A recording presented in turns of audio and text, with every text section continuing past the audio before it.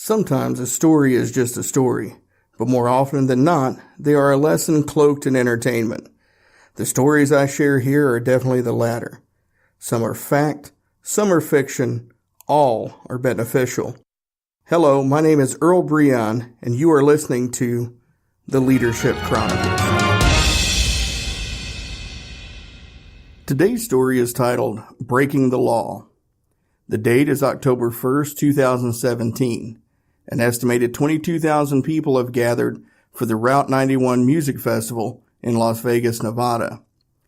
This festival is a huge draw for country music fans since it featured such acts as Eric Church, Jason Aldean, and Jake Owen. All was going well and the festival was about to wrap up until around 10:05 p.m. when a gunman on the 32nd floor of the Mandalay Bay Hotel, which was located across the street from the festival, opened fire on the crowd. For the next 10 minutes, the shooter quite literally rained bullets on the crowd from his elevated position. In that 10 minutes, he fired an estimated 1,100 rounds of ammunition. By the time it was all said and done, 58 people were dead and 546 more were injured. During the event, everyone responded a little differently.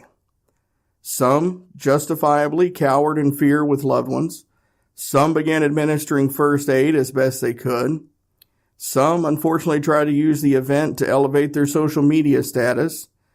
And some took it to a whole new level and broke the law themselves. No, I'm not talking about looting or trying to rip off a casino or anything like that. I'm talking about grand theft auto. Taylor Winston, a 29-year-old United States Marine Corps veteran, URA, happened to be in town from the San Diego area, and he put his training and experience to use by responding in a cool, calm, and collected manner and stole a truck. The reason he stole the truck was to transfer wounded concert goers to nearby hospital. He and a friend that was with him found a truck with the doors unlocked and the keys still in it. Now, normally that's something that's frowned upon because, well, somebody could steal your truck. Tonight, the find was a godsend.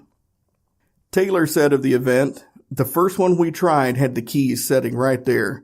I started looking for people to take to the hospital. There were just too many and it was overwhelming how much blood was everywhere." Taylor began to triage the victims and tried taking those with the most serious-looking injuries first. He loaded as many as he could at one time and drove them to the Desert Springs Hospital Medical Center. He made 2 trips before the ambulances arrived on scene and 1 more after that. How did the truck's owner feel about this? Well, Phelps Amelsberg, a Las Vegas resident who had been working the event, was actually okay with it. He just wanted his truck back and wanted to know how the victims were doing. Taylor informed him through social media that his truck had transported around 30 critical patients to the hospital, but at the time, he was unsure of their status. And that's the leadership story here. Breaking the rules for the right reasons that align with organizational cultures, shared sense of purpose, and the societal good is an extremely valuable skill. It's also a natural skill, yet counterintuitive to how we are raised. You see, from the first moment that we begin to understand what a rule is, we test their limits. You all know what I'm talking about because you've seen this scene play out before. Don't touch that. Okay, Mom, how about this one? No, not that one either. How about this one? No, don't touch any of them. From that moment, society beats conformity into our heads to the point where the thought of breaking any rule paralyzes us. Even when we know it's the right thing to do, we hesitate and weigh the consequences. I want you to put yourself in this scenario for a second. Close your eyes and envision this as I talk you through it. You go to the same park every day for lunch. There is a sign clearly marked, "Stay off the grass. Violators will be fined." Yet every day somebody walks across the grass.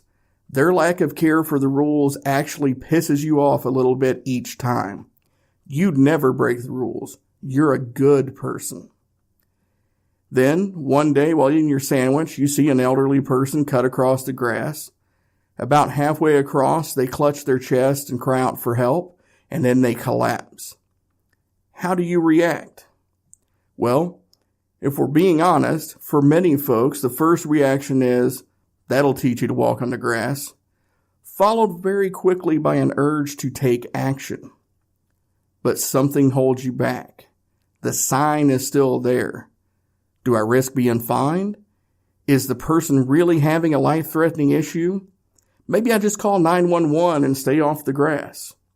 But then the person cries out again, and you do dial 911 as you run across the grass to assess the situation and administer CPR.